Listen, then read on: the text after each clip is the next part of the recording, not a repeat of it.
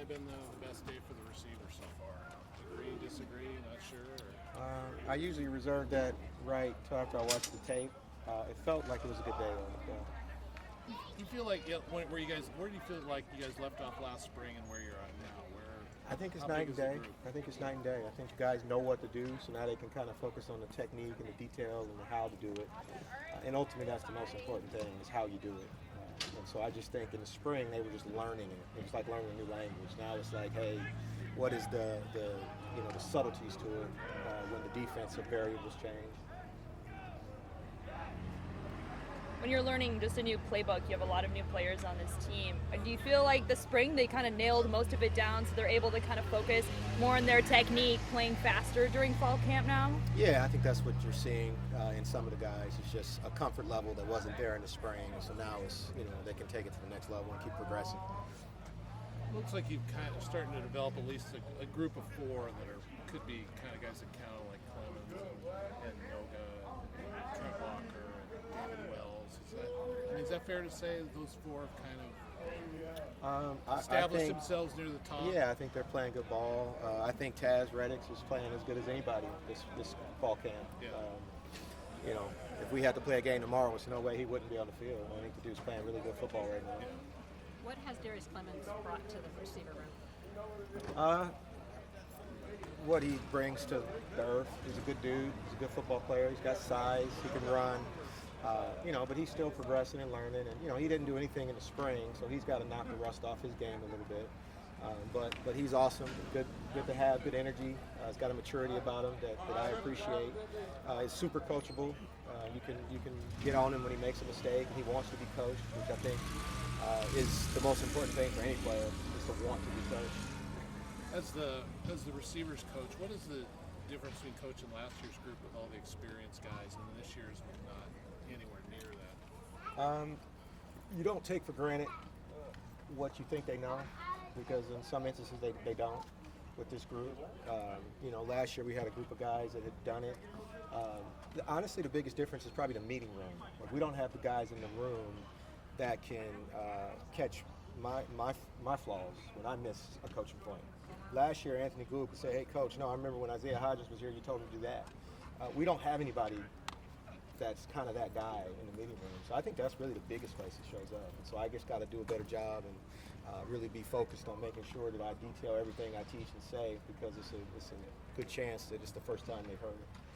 Do you think players look at you or listen or do anything to you differently because you filled that role as an interim coach last year and that experience? Do you think they look at you any differently or listen any differently? I haven't felt that. That'd probably be a question for them. I don't feel any different, I guess. I don't see a difference. More of the defensive guys I know now. I know better. I got better relationships with some of the guys that I didn't coach in different position rooms. That's probably the biggest difference, which is really cool.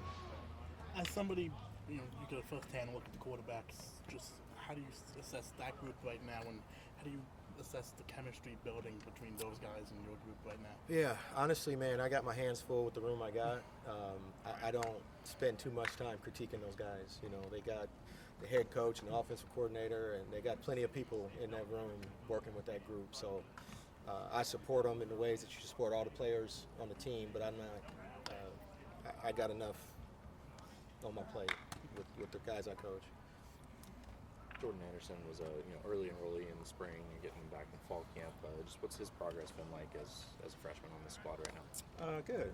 He's a freshman on the squad, so I think every day he's learning something new, progressing. I think it'd be unfair to him to expect him to do anything other than be a freshman and continue to learn and grow. And there's no expectation on what he's supposed to do. I think we just take it day by day, and he's progressing, I think, normally.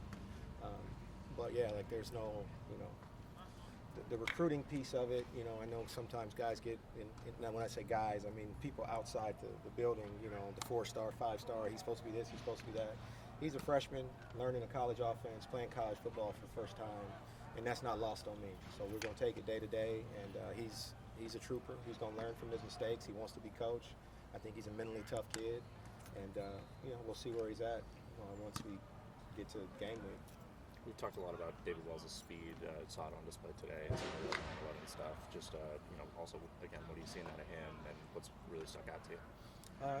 Dave's progressing. You know, he's another guy who's a redshirt freshman. You know, when I tell Dave is, hey man, it's your opportunity now. You know, you're not in the room last year where it was probably just not a lot of snaps to be had. Now is an opportunity for you to go out there and earn a starting job, really. And I think he's warmed up to that, and I think he's working at that. And again, he's another guy that's working his tail off and getting better every day. And he does have some juice, and he's gained a good amount of weight in the offseason, but didn't lose speed. So, you know, I think the sky's the limit for him. I know that you said that you got your hands full with your own room, but what is the relationship like between the receivers and the quarterbacks? You know, the biggest thing we want those guys to do is take ownership of it. You know, when there's an incompletion in practice, instead of coaches, you know, I want those guys to talk to the quarterbacks. Hey, what did you see? What did you think I was going to do?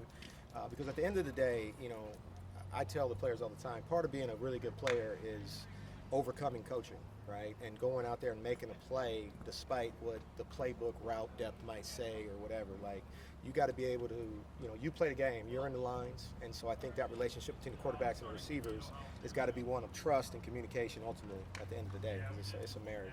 And when you have a quarterback like Ben that's been here for a while, do you feel like he is kind of helps not only the quarterbacks along, but also the receivers with that communication at all? Yeah, because he drives it. I think he can go grab a young guy and say, hey, look, this is what I'm thinking on this play. You know, I think it's the same when you have young coaches that are trying to find their voice. I think young players are kind of the same way. You don't really know that you have a voice until somebody gives you that green light and that authority to tell you, hey, talk to me about this. You know, what are you seeing? What are you doing? And so, yeah, I think Ben's been here. He's been around some really good players, both receivers and quarterbacks. And so he knows what it's supposed to look like and sound like and what that relationship's supposed to be like. Thanks, Coach. Awesome. Great. Thank you.